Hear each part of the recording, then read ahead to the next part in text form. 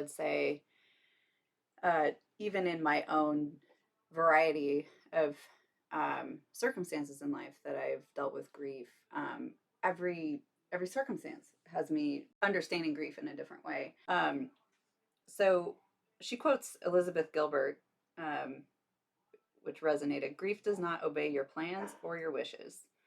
Grief will do whatever it wants to you, whenever it wants to you. And in that regard, grief has a lot in common with love." Just really quick, I'd like to say that like that just completely throws away that whole thought around, which hopefully everybody knows already. 7 stages of grief are not linear in how they happen, right? Yeah. You don't have any control over how that happens or when it happens. Yeah, well, not only that, but you will suffer if you have expectations Yeah. in that regard. I mean suffer in a very genuine way, because it has a relationship with resistance, right? If you think that there's a stage and you just have to pass a level, you're going to be sorely disappointed. I feel like you also miss magic in the moments when it does sneak up on you. And I've kind of developed my own definition. I've been asked what it feels like, and it's such a difficult question to answer.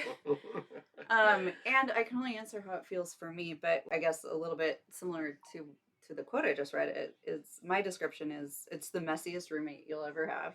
For whatever reason, grief to me is a she personality. Yeah. Because she's kind of a bitch, right? At first, Mhm. you don't want her there. You didn't ask for her to be there.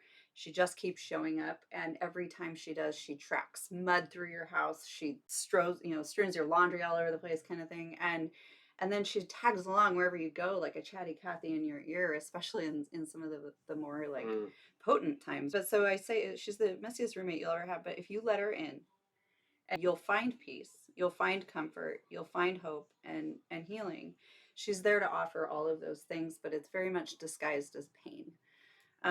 Disguised as To me, the resistance and the make it stop, and that fight that you have, the when does this part end, and slamming the door and trying to shut down, is what gets in the way of the healing that grief is there to lend itself to. And at the end of the day, when I finally stopped my fight and stopped trying to deadbolt that door or run from it, he's faster than you. I just say, grief is just love without the human to pour it into.